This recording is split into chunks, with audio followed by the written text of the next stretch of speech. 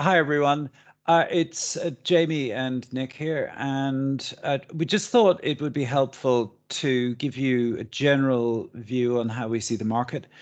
And I guess I'll start. So I book up the calls for the viewings, and I also negotiate the offers with the agents and so on. And the reason I do all of that is because it really helps me understand what's going on in the market and the temperature and just how things are moving along and which properties are most desirable and so on. And then I feed all this back through with Martin, and that helps Martin work out where to look and what to look for and so on. Anyway, the upshot is that the competition's just crazy.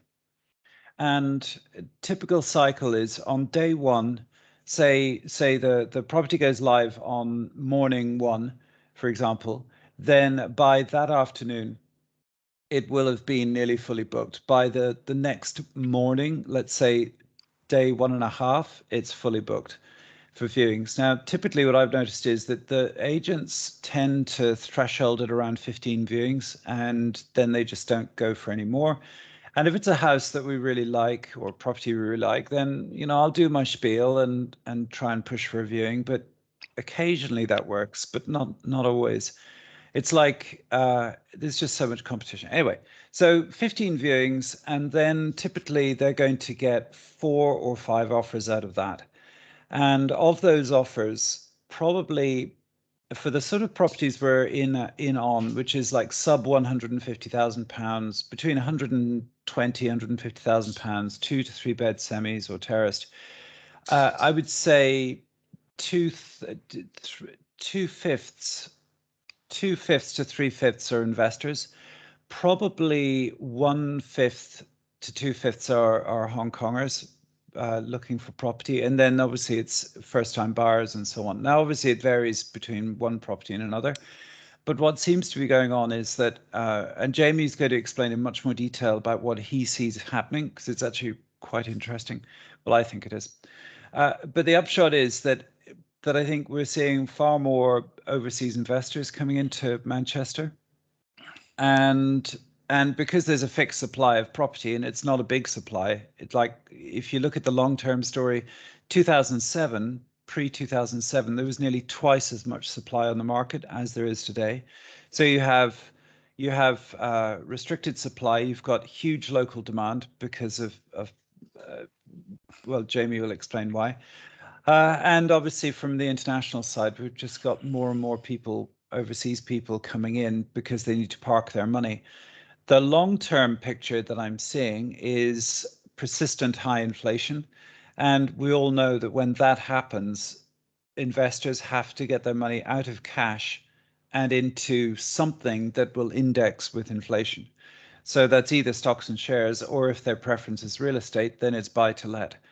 And all this is leading to just insane competition.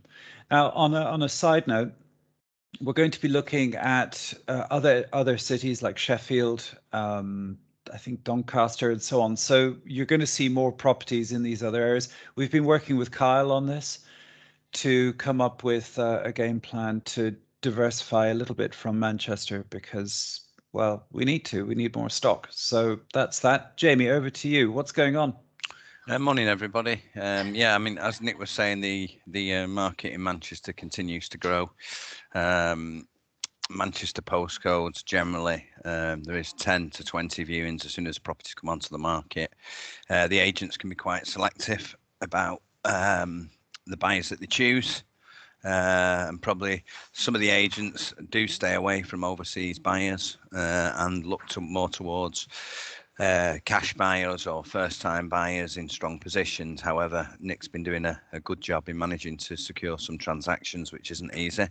But yeah, the market just continues to grow really. So competition's high. The values just seem to be becoming stronger and stronger. There is issues with, as one of our clients has found out this week, that they're using a mortgage, but obviously the lenders, the valuers don't want to value properties up until there's strong comparables that have already gone through. So it's a little bit sticky and a bit hard with things that can be with lending at times. But from a from a value point of view, continues to increase. Demand is strong, but I think the main thing is as well, for if you're buying as an investment, the demand for rental is incredibly strong. There's a lot of tenants been sort of serve Section 21 notices because the landlords want to sell the properties. So there's more and more tenants coming to the market. So yeah, I mean, for every rental property that come on, we get 10 to 20 viewings on the first day. So again, rental demand is very strong, so justifies obviously stronger rents and stronger values. Really, it will take time for these values to come through to the systems for the surveyors, but eventually they will come through. Yeah. And Jamie, you were saying earlier that you put a property on. So for anyone who doesn't know, by the way, Jamie has an estate agency called Charles Louis Homes. And when we do on the consulting side, when we get an accepted offer and so on, and the property then transitions from property being purchased to conveyancing process, then Jamie takes the property and goes through the progression phase to completion. And that's because Jamie has loads and loads and loads and loads and loads of properties on his system anyway. So he just lumps our stuff into his system. And Jamie's also a shareholder of the consultancy. So that's the backdrop there. Jamie, you said that you put a property on the other day to rent, and you thought you'd be a bit cheeky and just put a big number. Yeah, What we had can the you tell us market about that? value. We had the market value about 775 per calendar month, and we put it on at 850, given the 850 per calendar month, given the strength of the market at the moment. It's not the best area in the world, but yeah, you know, it's what I call a working class area. Used to be pretty, what's the word, pretty rough around the edges 5 years ago. But obviously the demographics of people has changed. Things have got more expensive. It's one junction away from Manchester city centre. There's good commutes into it. It's a place called Middleton. Some of you may already know it and may have bought there, but it wasn't the best area 5 years ago, and 10 years ago it wasn't good at all. But how the world changes, So, but And it's, so yeah. what is it you're renting out? So it's just a little 3-bed semi-detached house, ex-council, red Accrington brick, probably built 1930s, small house, but very pleasant. They've done a nice little refurb on it, clean and tidy. So yeah, good investment for somebody. And They'll have bought it relatively cheap, ish, and the rental has been good for them. what would the market value for that be today? Sorry, say that again, Nick. What would the market value for that property be today if that was sold? I don't know, Nick. I'm not well up with it on that particular property. I would have probably thought about 150 off the top of my head. Right. So 150 getting 850 basically is what you're saying. Yeah. That's a good yield.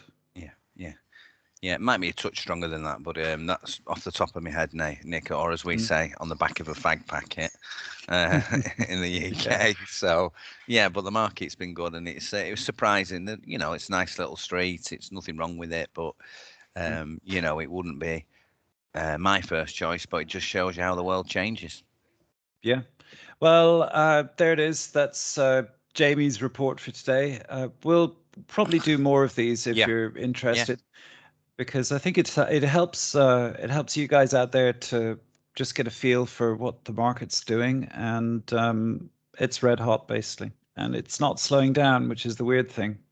Anyway, we might talk about that another time. Just why isn't it slowing down? But anyway, all right. Have a good day, everyone. Thanks. Cheers. Thank you very much.